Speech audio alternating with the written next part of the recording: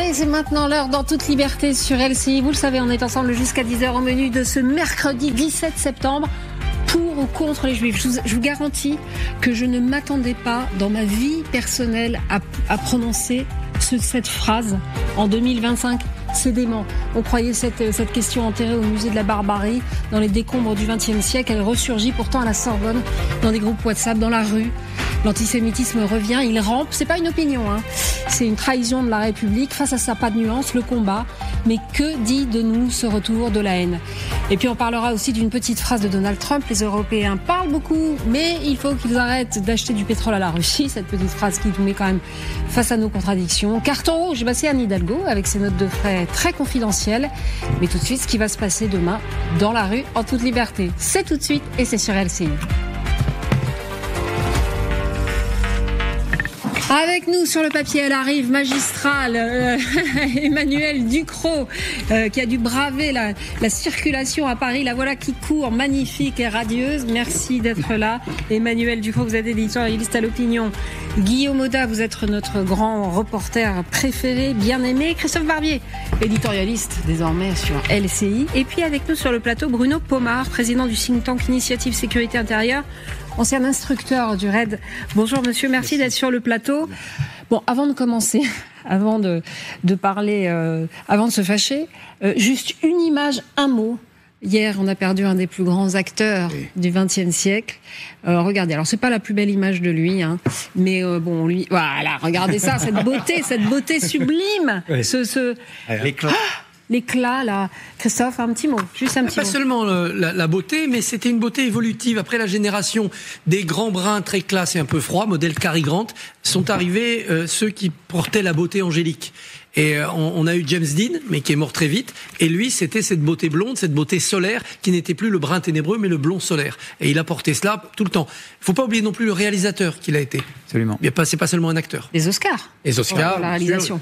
Une grande Hollywood, hein. Newman, on peut mettre dans la... Ah, les deux ensemble, les blonds solaires. Oui, hein, il y a les doublettes. Emmanuel. Évidemment, pour toute la génération des journalistes qui ont vu Les Hommes du Président et qui ont rêvé d'être ce genre de journaliste-là, c'est une incarnation. Et puis c'est aussi une certaine idée de l'Amérique qui disparaît avec cet homme magnifique, une Amérique ouverte, généreuse, une Amérique qui tend la main. Il disparaît et beaucoup de choses avec lui. Voilà, merci pour cette petite page un peu solaire en début d'émission. Alors on va parler tout de suite de ce jeudi. C'est donc une nouvelle journée de mobilisation intersyndicale, transport, écoles, hôpitaux, universités. Le pays pourrait être largement paralysé. Et Bruno Retailleau était assez pessimiste ce matin. On l'écoute. Je m'attends à une mobilisation qui sera très très forte, avec une journée hybride, et ce qui en fait la difficulté. Hybride parce que on risque d'avoir tôt le matin, dans la matinée, des bloqueurs, du sabotage, des groupuscules d'ultra-gauche qui veulent casser et qui sont des ultra-violents. Et on risque d'avoir cette convergence des violents. Et puis ensuite, il y aura les cortèges. On sait parfaitement qu'il y aura des milliers, sans doute entre 5 et 8 000 ou 10 000 individus qui viendront pour la bagarre, pour la casse, animés du haine anti-flic. Et c'est ce qui sera compliqué à gérer. Comment c'est possible qu'en France, on intègre le fait qu'il y aura des casseurs et que c'est comme ça, c'est la vie ? Écoutez, d'abord, vous avez des services de renseignement qui travaillent bien en amont de toutes ces grandes manifestations, évidemment. Et en France, on sait qu'on a cette violence qui est intégrée, je dirais, de façon systématiquement à nos manifestations. Ça, c'est terrible. L'extrême gauche nous aide assez forte. Vous savez qu'on a une extrême gauche en France qui est complètement débridée sur ce sujet-là. Et on le sait à travers, évidemment, la France Insoumise en particulier. Mais effectivement, les mouvements Black Bloc qui existent depuis bien longtemps, c'est pas d'aujourd'hui que ça arrive. Mais ils n'existent pas qu'en France, les mouvements Black Bloc, ils existent dans toute l'Europe. Oui, et en Europe, on ne voit pas ce genre de truc. Mais en France, encore une fois, on a un développement de cette violence systématique dans nos manifestations qu'on n'a pas connues avant. Moi, vous savez, j'ai 36 ans de police, je suis rentré en 81, j'ai connu des manifestations, des dockers, de gens qui revendiquaient de vraies choses, je dirais, et qui étaient même violents parfois. Mais on n'avait pas ces mouvances qui se sont développées, qui sont venues en France parce que peut-être on est un noyau mou en France en termes d'autorité, voilà. Et je pense qu'on a le résultat depuis quelques années à travers les Gilets jaunes d'abord. Oui, mais là, il aligne quand même 80 000 policiers. Oui, comme on le fait à chaque fois, mais c'est une... Alors, pour la stratégie est excellente, à 2 niveaux. Le maintien de l'ordre avec 80 000 fonctionnaires de police pour, grosso modo, 800 000 manifestants. On attend peut-être 5 000 Black Blocs, ce qui est énorme. On a, encore une fois, une capacité de réaction qui est quand même extraordinaire. Mais il y avait Guillaume. Oui, non, mais en fait, je réagis parce qu'en fait, on a tous en tête une manifestation dont on a beaucoup parlé, celle organisée en Grande-Bretagne, 150 000 personnes à Londres. Il n'y a pas eu spécialement de Et en plus, c'était éditorialisé, donc il aurait pu y avoir des Black Blocs puisque c'était une manifestation clairement. Il y a eu quand même 26 blessés parmi les forces policières engagées à Londres, mais je veux dire quand même ces images. 150 000 personnes dans les rues de Londres. On n'a pas vu des magasins cassés, on n'a pas vu des affrontements et des batailles rangées, on a vu quand même une manifestation qui se tenait. Juste une question. Il y avait combien? Juste une question, voilà, elle est là la question. Il y avait combien quoi? Il y avait combien de policiers? De forces de l'ordre. 1500 policiers mobilisés, et pour la Grande-Bretagne, de l'aveu de Londres, c'était un déploiement massif. Déploiement massif. Nous, on met 80 000 policiers dans la rue. Qu'est-ce que ça veut dire? Alors, Bruno Pomar. Oui, les profils sociologiques ne sont pas les mêmes en Angleterre. Alors, il y a effectivement peut-être une sociologie à prendre en compte. Mais totalement, même. Mais en même temps, il y avait quand même une contre-manifestation. Donc, il y avait aussi une possibilité que les choses ne dégénèrent. Le premier rideau, les bobbies, ils sont pas armés. Derrière, effectivement, il y a des policiers qui sont beaucoup plus équipés. Mais il y a quand même quelque chose à interroger sur notre modèle. Mais c'est quoi le profil sociologique? C'est quoi? C'est-à-dire cette extrême gauche qui est ultra mobilisée dans notre pays et qui est nombreuse et qui fait que, effectivement, déstabilise totalement l'ensemble de ces dispositifs lorsqu'ils existent. Toutes les manifestations sont exactement gangrénées par ces mouvements d'extrême gauche que vous ne retrouvez pas en Angleterre, d'ailleurs. Oui, mais d'accord, mais est-ce qu'on est anesthésié? Est-ce qu'on est anesthésié en France? Anesthésié de... on a...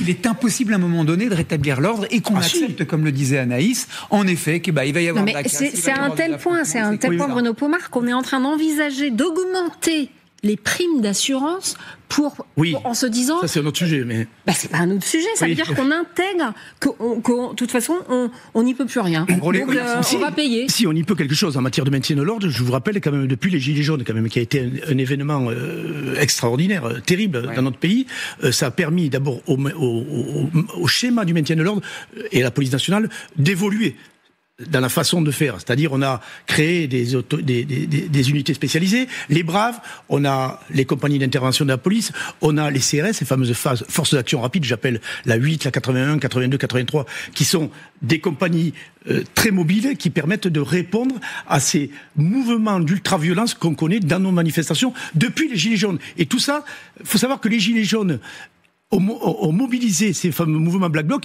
qui viennent de toute l'Europe. Alors là, c'est pas évident pour cette manif, mais c'est un vrai problème, c'est un vrai sujet. L'extrême gauche, quand elle se radicalise, qu'elle sent que le capitaliste, la bourgeoisie sont affaiblis et qu'elle peut passer à l'attaque, elle prend 2 voies différentes. La première, à l'issue des années 60, ça a été la voie du terrorisme. Oui. Ça a donné Action Directe, la Rote Armée Fraction en Allemagne, les Brigades Rouges en Italie, les CCC, cellules communistes combattantes en Belgique. Et ça a fait des morts. Ils ont basculé dans le terrorisme. Depuis 2001, le sommet du G7 à Gênes, où on a vu l'irruption de ces nouvelles formes de violence avec des morts, mais l'extrême gauche radicale n'a pas suivi la voie du terrorisme pour l'instant. Elle a suivi la voie de ces violences ultra virulentes contre les forces de l'ordre, mais aussi contre les symboles du capitalisme, les banques, les restaurants de fast-food, etc. Mais sans qu'il y ait de volonté de tuer. Les Black Blocs ne viennent pas avec des armes à feu, et la police fait une riposte disproportionnée. Il pourrait y avoir des morts, parce que quand on lance des cocktails Molotov ou des bouilles de pétanque, on peut tuer, mais... Attends, vous parlez de riposte disproportionnée? De riposte proportionnée de la police. J'ai entendu même si les ripostes proportionnées... Avec les armes par destination, comme on dit. Les mains arrachées quand on relance une grenade, ou les yeux crevés avec le LBD. Donc, il y a évidemment des dommages énormes, il y a parfois des bavures, d'un côté ou de l'autre, mais pour l'instant, on n'est pas dans la guerre armée qu'avaient déclaré les terroristes. Donc il y a quand même peut-être encore une chance de rétablir l'ordre républicain. Pourquoi en France? Pourquoi pas ailleurs? En France, parce que ça a toujours été le terrain de grands affrontements dans la rue. Nous sommes le pays des révolutions, nous sommes le pays des révoltes depuis des siècles et des siècles. Vous n'avez pas cette même tradition en Angleterre, même s'il y a eu des révoltes paysannes importantes. Ils ont coupé leur territoire avant nous. Ça ne peut plus changer, parce qu'on a cet ADN-là. Ça peut changer à plusieurs conditions, j'en vois 3. La première, c'est d'adapter en permanence le schéma de la police. Le schéma de la police, il avait été fixé en 2006 lors des manifestations manifestation CPE. La police reçoit des cailloux, elle riposte jamais, puis on épuise l'adversaire. Elle a changé ensuite au moment des Gilets jaunes avec le préfet l'allemand qui a été beaucoup plus offensif, les braves M, etc. On sent que ce modèle l'allemand, il est peut-être maintenant au bout de son inventivité. Il faut peut-être être encore plus intelligent. Mais ça veut dire permettre à la police de faire des arrestations préventives. Vous n'aurez pas le droit de manifester, vous allez au commissariat, de faire des fouilles, des perquisitions, d'utiliser des drones, de la reconnaissance faciale. Il y a encore des limites juridiques à cela. Mais les deux autres conditions, c'est quand même, dans le débat politique, d'arriver par la force démocratique à faire reculer les forces qui sont complaisantes, voire complices de la violence. En clair, la France insoumise. Quand Mélenchon vient le 10 septembre à Châtelet et qu'il tweete « Je suis comme un poisson dans l'eau » au milieu de la foule des manifestants, ça renvoie à la phrase de Mao. Le peuple, c'est l'eau, l'armée, c'est le poisson. L'armée doit être dans le peuple comme un poisson dans l'eau. Et les filles se pensent comme une armée à la disposition de cette force révolutionnaire. Le débat politique doit évoluer. La troisième chose à changer, c'est le rapport à la jeunesse. Oui, la jeunesse, elle est souvent dans l'excès de virulence, elle cherche la violence, alors ça donne les hooligans, ça donne les black blocs, ça donne d'autres comportements de risque tout. On est trompe la mort quand on est jeune. Donc il faut reprendre ce dialogue avec la jeunesse pour la désamorcer. Bruno Pomar. J'adhère évidemment aux propos de Christophe Barbier, c'est qu'il faut qu'on ait des réponses proportionnées. Vous savez, c'est pas évident, croyez-moi. J'en ai fait des manifestations, je peux vous assurer que c'est compliqué. Encore une fois, on a la chance d'avoir su s'adapter, d'avoir un préfet de police d'abord qui est à la hauteur sur ce sujet-là, avec le directeur général de la police nationale et le directeur général de la gendarmerie nationale, qui mettent en place une stratégie qui me semble efficace. On l'a vu à la dernière manifestation du 10 septembre. Et vous attendez plus de monde demain, quand même. Oui, mais je pense que la stratégie est la bonne. La stratégie suivante, c'est de mailler le territoire d'un maximum de personnes. Il n'y a pas de secret, c'est classique. Et on l'a vu le 10, à partir du moment où les forces d'action rapide, il y a deux dispositif en fait stratégique sur le maintien de l'ordre. Vous avez le maintien de l'ordre classique avec les compagnies de CRS, avec les compagnies de gendarmes mobiles qui sont là pour assurer la sécurité. Il faut savoir que ces mêmes manifestations d'ailleurs sont déclarées, donc ont des services d'ordre, des syndicats aussi qui ont un rôle, ces services d'ordre dans les syndicats effectivement, pour assurer le cadrage de leurs manifestations et éviter les débordements, éviter que les black blocs intègrent ces manifestations, et le travail ensuite plus stratégique, plus opérationnel, si je peux parler comme ça, des fameuses forces dont je parlais tout à l'heure, les Braves, la CRS, les CRS, Forces d'Action Rapide, les compagnies d'intervention de la DOPC, qui sont capables d'aller au contact de ces groupuscules pour essayer de les extraire de ces manifestations, parce que, croyez-moi, l'exercice n'est pas facile. Non. J'y vais, je le regarde parfois de loin, je peux vous assurer que le travail est considérable. Emmanuel Ducrot. Moi, j'ai une question sur ce qui se passe après, c'est-à-dire une fois que la violence est retombée dans la rue, qu'on a eu des arrestations, qu'est-ce qui se passe ? Est-ce que tout est filmé ? On sait qui est qui, on sait qui est où, les gens sont assez identifiables généralement, même s'ils sont masqués. Qu'est-ce qui se passe après ? Est-ce que la réponse pénale est suffisante ? Ça, c'est ma première question. Et la seconde, c'est quid des organisateurs ? Quand une manifestation dérape, est-ce qu'il faut impliquer les organisateurs dans la réparation et le fait de payer les dégâts ? Je vais vous répondre très directement. Moi, je pense qu'il faut remettre la loi anti-casseurs en place, qui date de 70. Christophe Barbier, je crois que... Oui, mais est-ce qu'elle n'est pas obsolète ? L'arranger. Pourquoi ? Parce qu'il y a une responsabilité collective. Vous savez que lorsqu'on serre les black blocs avec des cagoules, les forces, donc les braves, arrivent à les cerner et à en emballer un certain nombre. Le problème, c'est que pour constituer l'infraction, et l'infraction est individualisée, on n'y arrive souvent pas. Et on le voit à chacune de ces manifestations. On a fait plus de 600 interpellations et autant de garde à vue. Vous allez voir au résultat, ça va pas donner grand-chose. Donc il faut qu'on évolue dans la législation sur ce sujet-là. Et je dis que la loi anti-casseurs, en la remaniant, en le retravaillant, parce que le Conseil constitutionnel l'avait retoqué, il faut qu'à un moment donné, lorsqu'on met dans la nasse une vingtaine de personnes, ils soient tous responsables de ce qu'ils ont commis. Quoi qu'on en pense, Christophe, on retombe toujours sur le Conseil constitutionnel qui censure. C'est quand même extraordinaire. Oui, mais ça rend les gens fous. C'est le garant des libertés publiques aussi, parce que si vous faites une loi qui vous semble très efficace parce que vous avez des gens qui cassent, à un moment donné, un pouvoir peut l'appliquer sur des gens innocents mais qui se rassemblent simplement pour protester. Il faut être très prudent.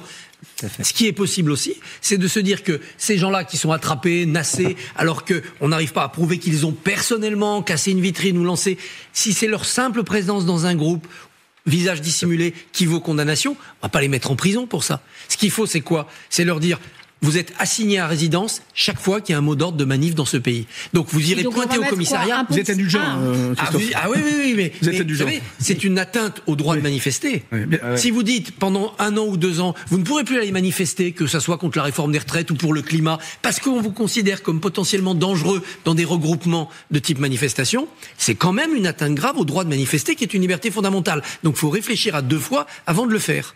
Les interdictions de stade, on arrive à le faire. Oui, mais c'est facile. Contrôle à l'entrée d'un stade. En France, il y a quand même des mots d'ordre de manifestation absolument tous les jours et dans tous les jours et dans toute la France. Et non déclarées. Elles sont autorisées. Une manifestation déclarée et autorisée, si vous vous y pointez alors que vous êtes suspendu de manifestation pendant 1 an ou 2, vous aggravez votre cas et là vous pouvez... Christophe Barbier, je peux vous assurer que les zozos qu'il y a dans ces manifs qui viennent casser, l'ordre de rester à résidence, ils s'en fichent complètement, très sincèrement. Je crois qu'il faut des sanctions très dures, très lourdes vis-à-vis de ces gens-là, qui sont des casseurs, qui sont des délinquants, qui ne sont pas des manifestants. Les prisons débordent. Oui, mais écoutez, on est à 120%. On va ouvrir des prisons intermédiaires pour les courtes peines, c'est une bonne chose. Est-ce qu'il ne faut pas effectivement faire sortir bon nombre de personnes de ces prisons? On a 82 000 détenus dans ce pays, donc peut-être en sortir, parce qu'il y en a certains qui ont, à mon sens, pas vraiment beaucoup de choses à faire dans ces prisons et être sous bracelet électronique. Et surtout sanctionner, parce qu'encore une fois, je le dis souvent, moi, comme je travaille beaucoup sur la prévention et l'éducation des gamins, la sanction a valeur d'exemple. Si on passe outre tout ça, eh bien on voit... C'est la chienlit, quoi. Mais clair. Où ça va conduire le pays, tout ça? Parce qu'à un moment donné, la traduction, ça va être quoi? On a essayé tous les politiques, les derniers qui n'ont pas essayé, eh ben, on va se regarder en face. C'est le Rassemblement national. Oui. Où est-ce que ça va mener l'autorité tout ce pays? Remettre de l'autorité. Est-ce que le Rassemblement national sera capable de le faire? Écoutez, vous savez, des fois je dis, moi, je suis pas pro Rassemblement national, pas plus que LFI d'ailleurs, je suis un petit élu du rural. On les a pas essayés. Est-ce que l'autorité va venir de... Faut se poser. C'est ce que vous disent les Français, c'est ça? Mais bien sûr, écoutez, qu'est-ce que vous voulez que je vous dise? On a tout essayé. Également dans les rangs policiers, c'est ce qu'on dit également dans les rangs commerçants. Vous voyez, toutes ces boutiques là qu'on voit sur les images, là, qui vont brûler, flamber, le monde ouvrier même qui vote Rassemblement national. Donc, il faut qu'on se pose les bonnes questions et qu'à un moment donné, on passe à autre chose, parce que la responsabilité politique est très importante et essentielle. Vous l'avez dit, Christophe Barbier, tout à l'heure, la LFI. C'est terrible pour les forces de l'ordre, c'est terrible pour la société, pour la jeunesse. De façon qu'on endoctrine carrément les jeunes. Vous avez vu l'autre jour à la manif du 10, les parents d'extrême gauche qui amusaient leurs gamins avec des pavés en plastique. Avec des éponges. Non, attendez, on va réexpliquer. Oui, non, c'est pas ça. Ils ont envoyé des pavés directs. En mousse. Oui. Non, mais vous vous rendez compte un peu le schéma qu'on donne à notre jeunesse, à l'éducation, etc. On prépare les futurs extrémistes de gauche là-dessus. Encore une fois, on va aller, à un moment donné, vers des dérapages complets. Vous l'avez dit tout à l'heure, Christophe Barbier, action directe. J'ai participé, j'ai eu le privilège de serrer ces délinquants. Ouais. Eh bien, on va finir, un jour ou l'autre, effectivement, à avoir une réponse ultra-violente, c'est-à-dire par des assassinats. Le général Audran baisse, ça a été la fin d'action directe, comme d'autres... Des assassinats de qui par qui, là? Ciblés. L'extrême gauche est capable de cibler chef d'entreprise. Comme ce qui se passe aux États-Unis, vous voulez dire? Mais faites de l'action directe vers... Rappelons-nous. Mais ça n'arrive pas pour l'instant. La bascule vers le terrorisme et vers la létalité n'est pas le choix de ces groupuscules radicalisés. Ça dit quelque chose aussi de leur mode de combat. Ils préfèrent, sur les réseaux sociaux, saper les institutions, dans les manifestations, offrir le spectacle de ces dégâts, plutôt que de tuer un patron de Régie Renault, un militaire ou un politique. Oui, mais on a changé d'époque. Christophe Barbier, ça s'est fait quand même, quand on regarde le début d'Action Directe, ça a été revendication, explosion de bâtiments, etc. Jusqu'au moment où ils se sont dit, tiens, on va aller tuer un chef d'entreprise. Et le général Audran... Il faut quand même regarder ce qui se passe dans toute la littérature d'extrême gauche. Je pense par exemple à Andreas Malm, qui est un Suédois, qui est un théoricien du sabotage, etc. et de l'action violente, alors qu'il décrit lui comme non-violente, ce qui est une conception assez étrange de la non-violence. Mais on voit quand même que les limites sont repoussées à chaque ouvrage qu'il publie. Enfin, il faut surveiller. Un mot, c'est que ça ne produit aucun effet politique. Si, l'augmentation des primes d'assurance peut-être pour tous les Français. Alors, si, c'est un effet, pardon. Oui, d'accord, mais ça ne produit aucun effet. C'est-à-dire, en termes d'objectifs politiques, le Black Bloc qui va casser, lancer des cailloux, qu'est-ce qu'il produit comme effet? En quoi ces opinions avancent? En quoi ces objectifs avancent? Ça ne produit absolument aucun effet. Ce n'est pas une famille de pensée constructive, c'est une famille de pensée nihiliste. Donc leur but est de voir s'effondrer d'abord les forces de l'ordre, derrière l'État qui pilote ces forces de l'ordre, et en décembre 2018, on n'est pas passé loin, et puis derrière évidemment toute la société bourgeoise et capitaliste. C'est un processus révolutionnaire. Il a sa cohérence. L'idéologie de Mélenchon, le chaos. Point. Pour être facile, c'est que la gauche ne s'interroge pas sur ces questions. Quels effets produits, pour quelle action envisager? Mais ils sont complices quelque part. Je crois. Fautifs, même. Vous diriez ça, complice, la gauche. Complice, même faute. Mais oui, bien sûr. Si on avait une gauche forte, comme on l'avait du temps de Mitterrand et autres, on n'en serait pas où on en est, c'est-à-dire avec une extrême gauche qui a pris la main. C'est fini, Guillaume. Merci beaucoup, Bruno Pomar, d'être passé sur le plateau. Vous êtes inquiet pour demain ? Oui, mais je pense que nos forces de l'ordre seront à la hauteur. Ce sont des grands professionnels qui sont capables de faire du discernement, de sanctionner quand c'est nécessaire. Donc, j'ai totalement confiance en nos forces de l'ordre. Merci beaucoup d'être passé sur le plateau. Pour ou contre les Juifs? Alors ça, je ne m'attendais jamais à prononcer cette phrase. C'est un petit sondage qui a été organisé par des étudiants à la Sorbonne en août dernier. On en parle dans un instant.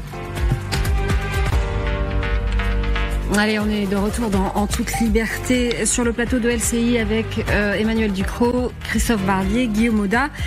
Bon, alors les amis, là, à la Sorbonne, les étudiants exclus d'une conversation sur Instagram uniquement parce que leur nom, leur patronyme sonnait juif. 3 semaines plus tôt, un sondage délirant circulait déjà pour ou contre les juifs. L'université française est donc rattrapée par l'antisémitisme. La présidente parle de dérives inacceptables. Même si la Sorbonne cède à l'antisémitisme, Christophe, est-ce qu'il y a encore un rempart? Enfin, on marche sur la tête, là.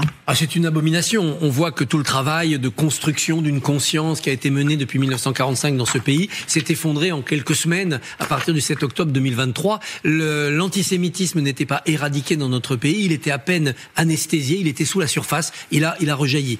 2 éléments quand même quand on regarde les échanges. C'est une nouvelle forme. C'est une nouvelle forme d'antisémitisme. L'antisémitisme change de carburant, mais il change pas de cible. Et toujours. Non, mais il change de visage, Christophe. Oui, il change de visage, il change d'argument. Bien entendu, on n'est plus du tout dans un antisémitisme. Ils ont crucifié Jésus. On est de moins en moins dans un antisémitisme rattaché au nazisme, encore un peu, mais beaucoup moins. On est dans un antisémitisme qui a importé le conflit du Proche-Orient. Ça, c'est évident. Mais la cible reste toujours la même. 2 éléments quand même dans ces échanges de WhatsApp. D'abord, c'est la pauvreté terrible du niveau de langue. On voit d'ailleurs la faute d'orthographe, les juifs sans S, mais c'est qu'un exemple qui montre tout simplement qu'on est à l'université et qu'on a des gens qui n'ont pas le niveau culturel, ni intellectuel, ni mental pour être à l'université. Ça montre l'échec de notre système qui devrait être un système de sélection pour qu'on n'envoie pas à la Sorbonne des gens qui ont ce niveau-là. Ensuite, c'est le niveau de haine, de suspicion et de déclenchement du délit de faciès ou de nomen. Voilà. Il y en a un qui s'appelle Simon, donc il est décrété juif. Ou Nathan, ou il se justifie. Mais attendez,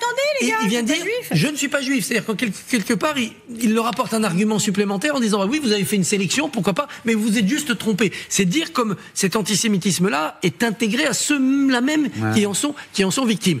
Face à cela, il y a une première chose à faire, c'est des sanctions terribles. Alors, la Sorbonne, comme université, a réagi rapidement, a prévenu la justice. Revenons dans 15 jours, dans 3 semaines, voyons s'ils sont encore étudiants à la Sorbonne. Voyons s'ils sont encore étudiants tout court. Parce que si c'est pour les remettre à Sancier ou à Nanterre, c'est pas la peine. Elle a été retrouvée, la jeune fille qui a tweeté ça. Quelle va être la suite judiciaire et administrative de l'État par rapport à ces gens-là, qui ne peuvent pas ignorer ce qu'ils font, puisqu'ils sont pas dans un coin de bistrot à parler entre copains. Ils sont sur des réseaux sociaux d'un groupe d'étudiants. Emmanuel. C'est intéressant, c'est un peu le choc des actualités, mais hier, en même temps qu'on apprenait cette histoire qui est quand même absolument terrifiante, on a appris qu'un autre étudiant d'une autre université parisienne, Paris-Dauphine, qui le 7 octobre 2024 avait piraté les espaces numériques de certains de ses, camarades, visiblement identifiés par lui comme juifs pour coller des drapeaux palestiniens, a été lui condamné en justice hier assez lourdement. Il a eu 6 mois de prison avec sursis et toute une série d'amendes et de frais à régler. Donc c'est lent, mais il y a des condamnations. Et là, on peut remarquer quand même que l'université Paris-Panthéon-Sorbonne a réagi immédiatement. Son communiqué est extrêmement frappant parce qu'elle utilise plusieurs fois le mot d'antisémitisme. C'est-à-dire qu'on ne se cache pas derrière le petit doigt. Oui, souvent on se cache d'ailleurs. Voilà. Là, l'antisémitisme est clairement défini. Enfin, c'est quand même difficile de passer à côté. En tout cas, les mots sont dits et bien posés. Pas là, mais dans le Guillaume. Non, mais alors, bon, d'abord, je regarde le bandeau pour ou contre les Juifs. Imaginez, vous réveillez, vous appelez Monsieur Nathan, Madame Azoulay, Monsieur et Madame Schoenberg, et vous voyez ça pour ou contre les Juifs parce que vous êtes contre de confession juive. Vous montez le son, vous dites mais c'est qui ils marchent sur la tête sur LCI, c'est quoi le problème? On est choqué dans son une ultra-sensibilité dans son ADN, dans sa vie spirituelle, dans sa culture, dans son intégrité. Donc déjà, rien que ça, cette question, elle fait absolument froid dans le dos. Je vais revenir sur ce qu'a dit Christophe, c'est quasiment un coup de balai sur 80 ans de construction aussi du contrat social de ce pays dans lequel on est. Ensuite, évidemment, que tout ça est lié avec cette résurgence de cette bête immonde qui n'attendait qu'une chose, c'était de ressurgir quelques heures à peine après le 7 octobre. À peine après le 7 octobre, vous aviez déjà des manifestations décervelées de gens qui ont voulu finalement aux Israéliens d'être juifs et aux juifs d'avoir provoqué leur propre mort face au Hamas qui sortait de la bande de Gaza. Qu'est-ce que je veux dire derrière ça ? C'est qu'aujourd'hui, derrière cette accusation et à l'université, c'est ça qui est un vrai problème. C'est qu'il y a précisément ce que refusent celles et ceux qui ont fomenté cette espèce de sondage à la noix, l'essentialisation. Mettons que vous soyez d'origine maghrébine, vous n'avez pas envie d'être essentialisé pour ce que vous êtes. Vous n'avez pas envie qu'on vous dise oui, mais en fait, t'es maghrébin, donc t'es arabe, donc t'es pro-palestinien, donc en fait, en réalité, tu détestes Israël. Et ben, c'est exactement le même procédé. T'es juif, donc en fait, t'es israélien, donc en fait, t'es sioniste, donc en fait, t'es pro-Netanyahou, donc en fait, in fine, t'es pro-génocidaire. Mais c'est une folie. Ça veut dire que ces gens-là, en fait, ils mettent dans la tête de celles et ceux qu'ils convoquent à ce sondage, précisément ce contre quoi ils sont censés se soulever. Le racisme, l'antisémitisme, ce sont des délits, ce ne sont pas des opinions, il faut le rappeler, et il faut être, là je rejoins Christophe, extrêmement ferme, et allons voir dans 3 semaines ce qui s'est passé à la Sorbonne. J'ai un petit son à vous, excusez-moi Emmanuel, mais j'ai une petite image à vous montrer. C'est le chancelier allemand Friedrich Merz, oui, qui a inauguré hier la synagogue de Munich, 87 ans après sa destruction par les nazis. Un chancelier qui était tellement ému qu'il en a pleuré. On l'écoute. Depuis le 7 octobre, nous assistons à une nouvelle vague d'antisémitisme, sous des formes anciennes et nouvelles, flagrantes et mal dissimulées, dans les paroles et les actes sur les réseaux sociaux et dans les universités, dans les espaces publics également. Je tiens à vous dire à quel point cela me fait honte en tant que chancelier de la République fédérale d'Allemagne, mais aussi en tant qu'Allemand, en tant qu'enfant de la génération d'après-guerre. Un enfant qui a grandi avec la devise « Plus jamais ça », comme mission, comme devoir et comme promesse. Comme mission, comme devoir, comme promesse, ils sont très puissants, très forts, les mots du chancelier allemand. Nous, on se souvient que notre président n'est pas allé à la manifestation de novembre. C'est une faute, Christophe. Oui, bien sûr. Emmanuel Macron, dans son rapport à la communauté juive et dans sa relation à Israël, si tempétueuse, traîne comme un boulet cette absence à la grande manifestation du 12 novembre 2023. Ça, c'était une faute politique et il en payera le prix jusqu'au bout dans sa relation à une partie de l'opinion. Ils sont forts, les mots du chancelier allemand. Oui, et je me souviens aussi de Willy Brandt s'agenouillant à Varsovie devant le ghetto. C'est la même promesse. C'est-à-dire, ce n'est pas seulement du remords pour ce qu'ont fait les Allemands de l'époque nazie, c'est la promesse du plus jamais ça. Nous, en France, nous avons un leader, Jean-Luc Mélenchon, qui a dit l'antisémitisme est résiduel. On le voit avec l'affaire de la Sorbonne, comme il est résiduel. Ouais. Et eux, ils ont, avec Friedrich Merz, quelqu'un qui maintient la vigilance. En Allemagne, il y a de l'antisémitisme venu, évidemment, de l'extrême gauche islamo-gauchiste. Il y a aussi ce retour d'une extrême droite qui veut déculpabiliser l'Allemagne, on n'a plus à demander pardon, c'est pas nous le passé, et qui pourrait faire revenir aussi un antisémitisme d'extrême droite. Les deux sont encore allumés. Ça, on n'y est pas. Non, mais il faut rester vigilant des deux côtés. Mais est-ce que c'est pas parce qu'en France, on a sur notre sol la plus grosse communauté musulmane d'Europe et la plus grosse communauté juive d'Europe. Et est-ce que les politiques ne sont pas tétanisés par ça, Emmanuel ? Alors, moi, je ne sais pas si les politiques sont tétanisés, mais moi, ce que je constate, c'est que cet antisémitisme revient là où on ne l'attendait pas vraiment. Et je ne parle pas, du conflit israélo-palestinien, je parle des milieux universitaires. Et c'est ça qui est extrêmement inquiétant, c'est que ça touche nos élites. Il y a Sciences Po. Et il y a 2 semaines de ça, la semaine dernière, le musée d'art et d'histoire du judaïsme à Paris avait organisé un colloque sur l'histoire des Juifs de France. Dans ce colloque devait intervenir une universitaire israélienne, par ailleurs assez critique du gouvernement Netanyahou. Et des universitaires français ont décidé de boycotter ce colloque parce qu'elle était là. C'est-à-dire que c'est pareil. Voilà. Et alors, Raphaël Enthoven à Besançon, invité à Besançon.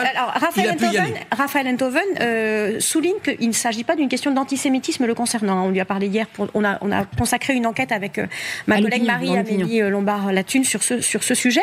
Mais pour cette universitaire israélienne, elle ne peut pas venir. Alors je salue hier. On a parlé à Pierre Ouzoulias, qui est le vice-président communiste du Sénat, qui lui s'est rendu à ce colloque en ouverture et en disant on demande aux universitaires et aux personnalités juives en général des justifications qu'on ne demande à personne d'autre. Avec le principe de base, c'est vous êtes juif, vous êtes pro-Netanyahou, vous êtes des génocidaires. Et il s'insurge, lui, contre cette espèce de raccourci qui conduit à exclure les juifs de principe des manifestations. Anaïs, moi je veux revenir sur les larmes du chancelier Merz. Elles sont puissantes, elles sont sincères, elles sont très importantes parce que derrière ces larmes, il y a un aspect civique qui est lié évidemment aux problématiques posées par l'immigration et l'accueil de nouveaux arrivants en Allemagne. L'antisémitisme en Allemagne, pour les raisons qu'on sait, il est pris absolument très au sérieux. Je vais vous donner un exemple. Désormais, en Allemagne, lorsque vous demandez la nationalité allemande, on vous oblige à reconnaître la responsabilité de ce pays qui vous accueille, de l'Allemagne, dans la destruction des Juifs d'Europe. Pourquoi ? Parce que le fondement, c'est dire que derrière l'extermination des 6 millions de Juifs d'Europe, c'est l'humanité qu'on a assassinée. Donc c'est demander texto à tout nouvel arrivant en Allemagne que de reconnaître la responsabilité de ce pays dans la destruction des Juifs d'Europe. Pourquoi ? Pour comprendre qu'en réalité, on s'intègre dans un espace démocratique, on s'intègre dans une construction, on s'intègre dans un contrat social. Et pourquoi est-ce que les Allemands ils sont autant préoccupés ? Parce qu'ils savent qu'en réalité, en effet, une partie de l'antisémitisme a changé de visage et il est lié aussi à l'arrivée de nouveaux migrants qui peuvent venir de Syrie, du Pakistan et qui portent en eux aussi toute l'histoire du Proche et du Moyen-Orient qui est liée aussi à la conflictualité avec l'État d'Israël. Sauf que nous, dans cet espace européen qui est préservé, on doit absolument dire qu'à un moment donné, un homme est un homme, une femme est une femme, quelle que soit sa couleur, sa culture, sa religion, on intègre un espace démocratique. Ce sont nos valeurs. Et les Allemands, je trouve, nous donnent une piste à envisager très sérieuse. Merci beaucoup à tous les trois. C'est maintenant l'heure du carton rouge. Alors, c'est pas la première fois qu'Anne Hidalgo se refuse à dévoiler ses notes de frais sans décision de justice. La maire de Paris, qui se représentera pas en 2026, a été sommée de rendre plusieurs fois ses notes de frais. La question toute simple, Christophe, comment c'est possible ? C'est-à-dire, n'importe qui, quand vous êtes dans une entreprise, vous devez justifier vos frais. Je ne comprends même pas le problème. Le grand public, vous justifiez vos frais vis-à-vis de l'entreprise, auprès de votre patron, et c'est lui qui lui dira t'as abusé, je te rembourse pas. Moi, je n'abuse jamais. Vous n'avez pas l'accès du grand public aux notes de frais des entreprises privées, et heureusement, c'est l'argent du privé. Là, on est dans un autre cas, c'est une sorte d'accès à des documents administratifs qui est en effet de droit, et donc elle résiste comme elle peut. Qu'est-ce qu'elle cache ? Je pense pas qu'on va trouver 84 000 euros de vêtements, 125 000 euros de déplacement hors de Paris entre 2020 et 2022. Évidemment, quand on fait des additions, c'est énorme. Après, elle va dire frais de représentation. Je représente la mairie de Paris, il faut que je sois bien habillé. Je suis allé dans tous les sommets internationaux des grandes villes, etc. Bon, elle va mettre en face des dépenses. Évidemment, ça ne suffira pas pour sa défense. Et elle va 84 000 euros de vêtements. Elle va sortir de la mairie de Paris par la petite porte, et notamment par une porte qui ressemble pas à une porte que devrait emprunter un leader de gauche, parce que cet argent-là, il aurait pu être utile pour des choses plus. Surtout que la mairie de Paris, c'est 10 milliards de trous, si je ne m'abuse. Cela dit, ça a une vertu. C'est que ça va peser sur les programmes et les engagements des candidats à la mairie de Paris. Est-on sûr que Madame Dati, vis-à-vis des tenues, aura la même attitude, le même réflexe ? Donc Madame Dati va devoir s'engager en disant moi, pas un centime de la mairie de Paris pour mes vêtements, je me les paierai moi-même. Je suis sûr qu'elle est capable de faire ça. Pierre-Yves Bournazel, le rival de Madame Dati, candidat Horizon, a déjà dit que sur le train de vie global, c'est-à-dire les chauffeurs, les frais de représentation, les déjeuners, il ferait maigrir la mairie de Paris. Il va y avoir, grâce, si j'ose dire, à cette obstination d'Anne Hidalgo, une exigence de vertu de celui ou de celle qui lui succédera. En tout cas, j'en attends cela. J'ai appris l'existence, figurez-vous, dans tous ces petits comités Théodule géniaux dont seule la France a le secret, commission d'accès aux documents administratifs. Oui, la CADA. C'est normal. C'est normal parce que. Ça devrait être naturel. Il y a une autre commission pour la transparence de la vie publique. Oui, ces gens-là devraient. Mais il faut qu'un citoyen demande, on regarde qui est sa motivation, parce que moi j'ai pas envie qu'un espion russe envoyé par Poutine vienne demain sonner à la porte d'un d'un ministère pour voir qui a mangé quoi. Avec voilà, donc en l'occurrence, j'aime bien qu'il y ait un contrôle. C'est un journaliste spécialisé qui s'intéresse depuis très longtemps aux dépenses de la mairie de Paris et qui... C'est un journaliste, excusez-moi. Néerlandais. C'est un journaliste néerlandais. Et je lui avais posé la question. Et il m'avait dit, mais vous êtes des dingues en France. Vous êtes des dingues parce que moi, je suis néerlandais et je suis outré par ses déplacements et par ses notes et par le fait qu'elle refuse de les produire. Et il me disait que ça soit un journaliste néerlandais qui soit obligé de l'amener devant les tribunaux, etc. Il trouvait ça dingue. Et moi aussi, je peux vous dire. Ce qui est choquant et ce qui est intéressant dans ce débat, et c'est très politique, c'est qu'on a face à nous une mairie de Paris qui est quand même très moralisatrice, qui donne des leçons sur absolument tout, sur le climat, sur les déplacements, sur la frugalité, sur Tahiti, et voilà. Et qui, quand elle est quand on regarde ce qui se passe, la frugalité, c'est pour tout le monde, sauf pour elle. Effectivement, l'affaire de la note de frais téléphonique de Tahiti, où alors déjà on s'était rendu compte qu'Anne Hidalgo voulait visiter les sites olympiques, elle était allée à Tahiti sans rien voir et elle avait dépensé 11 500 € de téléphone en quelques jours. Il y avait sa fille, je crois. Pardon ? Où il y avait sa fille, je crois. Oui, cette histoire était quand même un peu embêtante pour elle. Et on s'aperçoit, en fait, dès qu'on fouille un peu dans les affaires de la mairie de Paris, que l'argent public est jeté par les fenêtres, littéralement, pour financer des associations dont on se demande quel est l'objet, parce qu'elles promeuvent, je dis pas vraiment n'importe quoi, le basketball en Amérique du Sud pour les femmes. Est-ce que c'est vraiment l'objet de l'argent public parisien de financer ce genre de choses ? Quand on a un peu tiré sur la corde, il faut s'attendre à ce qu'il y ait une réaction, et cette réaction, elle consiste à dire « donnez-nous des comptes ». Il va falloir faire un coup de balai financier. Pour être précis, Christophe, le parquet de Paris a ouvert hier une enquête pour Rachida Dati, qui aurait dissimulé, omis de déclarer certains de ses bijoux. Donc la justice fait son travail. C'est lent en France, parce que vous avez des possibilités de recours, parce que l'administration veut regarder qui demande quoi et pourquoi. Alors, est-ce qu'on doit basculer dans la transparence totale et automatique ?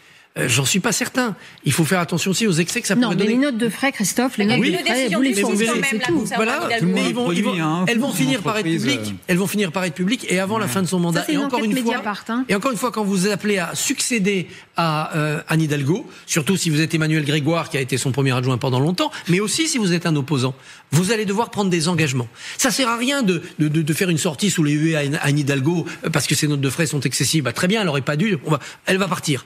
Ce qu'il faut, c'est que les successeurs ne recommencent pas. Je vous rappelle qu'on a eu un président de la République en France qui a été condamné aussi, Jacques Chirac, pour ce genre de choses. À la mairie de Paris. À la mairie de Paris. Ouais. À la mairie de Paris. Bon, allez, une pause et puis dans un instant, cette petite phrase qui nous met devant nos propres contradictions. Elle est, nous les Européens, elle est signée Donald Trump. À tout de suite sur LCI.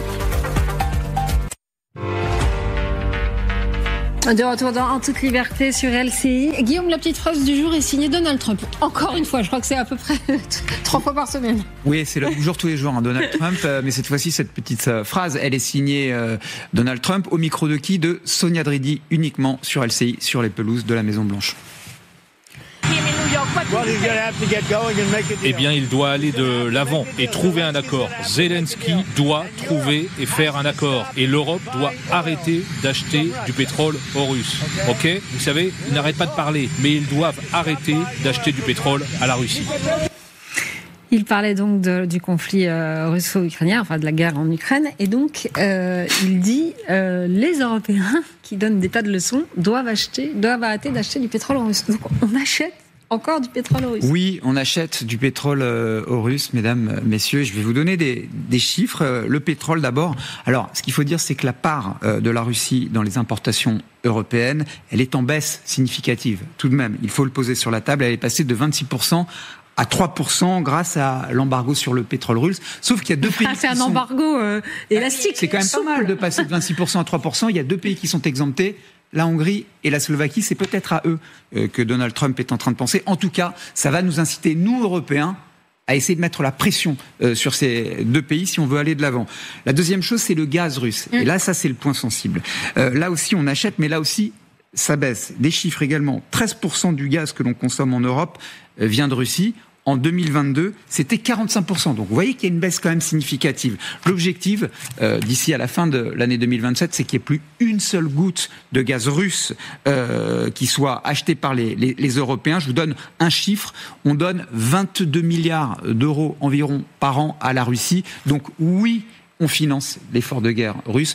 Oui, Donald Trump pointe avec une très très grande habileté nos propres contradictions. Et Donald Trump, il attend quoi ? Il attend qu'une chose, qu'on lui achète son propre GNL, mais au mépris, et là je vais me tourner vers Emmanuel Ducrot, mais au mépris de nos propres normes environnementales. On ne va pas se cacher. Le GNL produit aux États-Unis, il est produit dans des conditions catastrophique. Je vous passe le détail sur le fracking, la fracturation hydraulique. Ce qu'on refuse sur notre sol.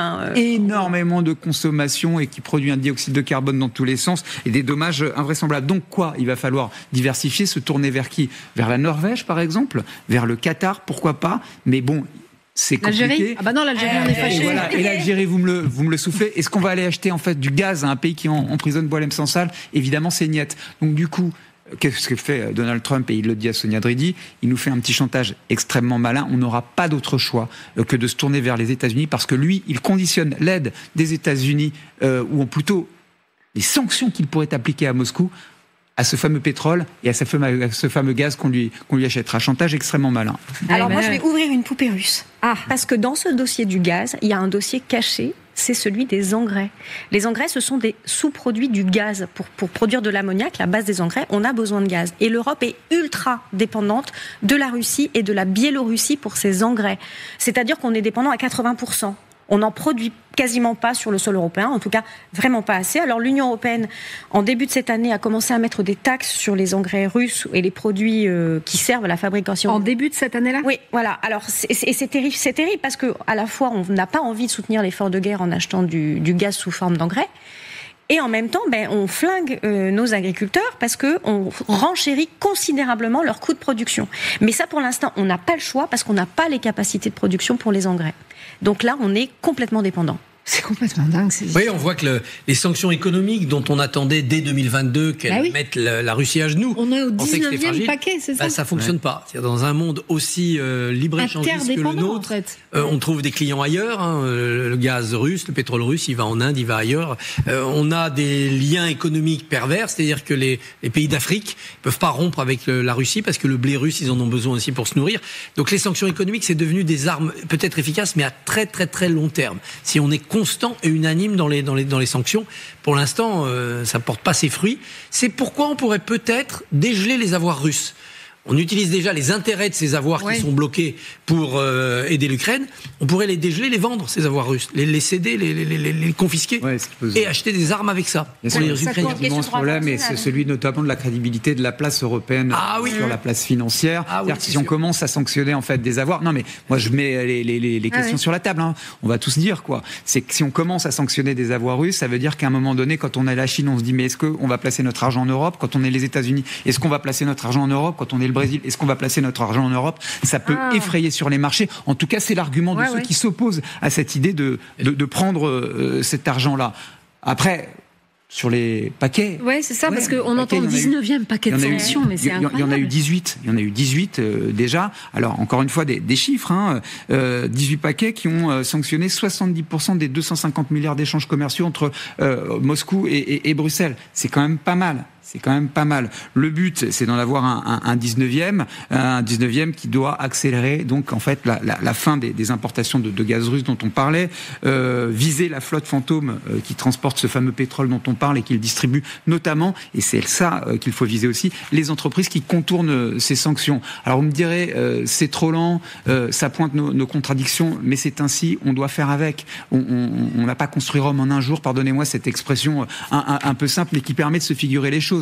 L'Europe, c'est un navire, c'est un paquebot, et lorsqu'on donne un coup de barre, la dérive, elle est lente, elle est très lente, mais je pense qu'on va quand même dans la bonne direction. La visite d'État, on l'a dit, du président Trump au Royaume-Uni, regardez comment il a été accueilli, on reconnaît bien l'esprit british, ils ont des facétieux anglais, on diffusait sur le château de Windsor, la façade du château, des images de Trump avec Jeffrey Epstein, le pédophile qui a été ou qui s'est suicidé en prison. Et donc, les gens qui ont fait ça ont été arrêtés. Là, ils vont passer sans doute un quart d'heure, pas forcément sympathique, mais enfin, imaginez la projection d'images de Trump et Epstein pour saluer son arrivée au Royaume-Uni, c'est quand même so British. Oui, s'il vient au château de Versailles un jour, ça va pas de problème. Dans la galerie des glaces. Avec les grandes Allez, c'est maintenant l'heure de Yak en France.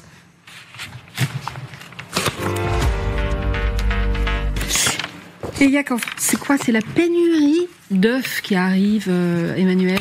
Alors pénurie, pas tout à fait, mais il y a beaucoup de tensions sur les œufs et peut-être que les téléspectateurs qui nous regardent ont remarqué qu'ils avaient du mal à se fournir en œufs dans leur supermarché. Vous savez que s'ils sont sur Instagram, tous les influenceurs, c'est très bon. C'est de la parce que dans les œufs, il y a des protéines extraordinaires. Alors, vous mettez le doigt sur une partie de l'explication. De la bonne prote. Vous mettez le doigt sur une partie de l'explication.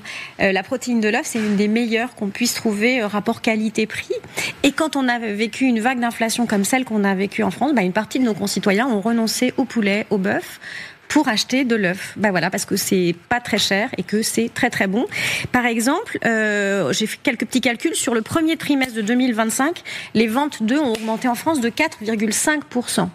Et si on est à ce rythme-là, si on continue sur ce rythme-là, ça veut dire qu'il faut réimplanter en France 1 million de poules par an, parce qu'on mange 15 milliards d'œufs. Il faut toujours donner les zones de grandeur. C'est énorme. 15 milliards d'œufs par an et en France. Et en 10 ans, notre consommation d'œufs moyenne est passée de 200 œufs par Français et par personne à 225. Donc vous voyez, on en a besoin de plus en plus. C'est énorme, 225 œufs par Français par an. Oui. Ça ne veut pas dire juste des œufs à la coque, Guillaume. Ça veut dire qu'il y en a dans les gâteaux que vous pouvez acheter, etc. L'œuf en poudre partout. Il faut penser à toutes les formes d'œufs. La mayonnaise, il y a de l'œuf dedans. Voilà. Donc ça fait ça.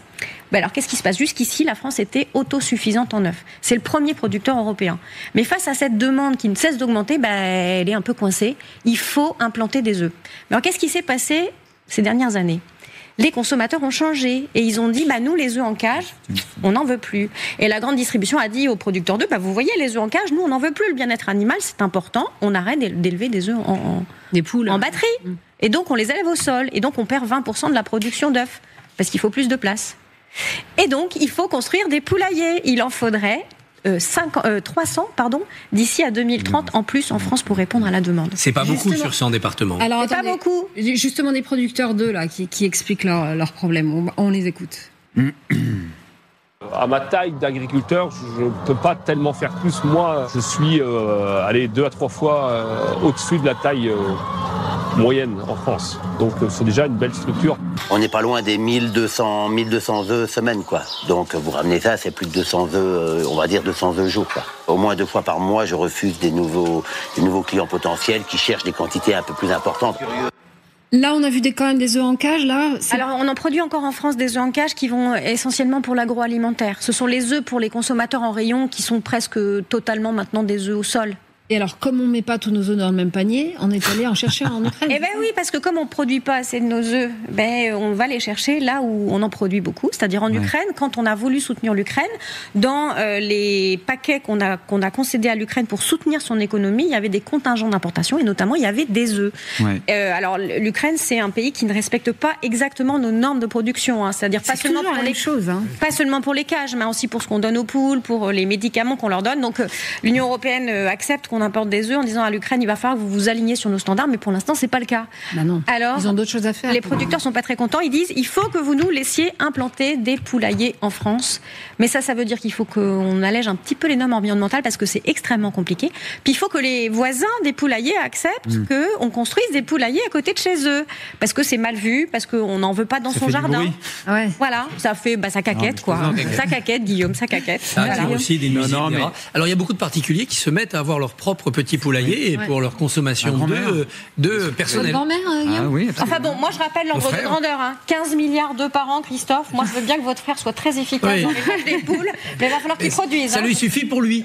Voilà. C'est déjà ça. Non mais oui, simplement. Nichette pour amener ça en fait à la problématique que ça pose, le soutien à l'effort de guerre ukrainien pour la sécurité collective en Europe. Le soutien à l'effort de guerre ukrainien, c'est pas seulement des armes, c'est aussi sur le plan économique 30 milliards d'euros. Et évidemment, ça pose cette question-là dans la perspective prochaine d'une adhésion de l'Ukraine à l'Union européenne, la question du coût et des bénéfices entre le soutien à Kiev, militaire et économique, et la protection de nos marchés et de nos agriculteurs. Sinon, on n'aura plus que nos œufs pour pleurer. Mais... C'était bien. Allez, c'est sur ce magnifique jeu de mollets qu'on finit... On finit en toute liberté. Je ne sais même plus comment je m'appelle. Merci. On se retrouve demain à 9h pour En toute liberté.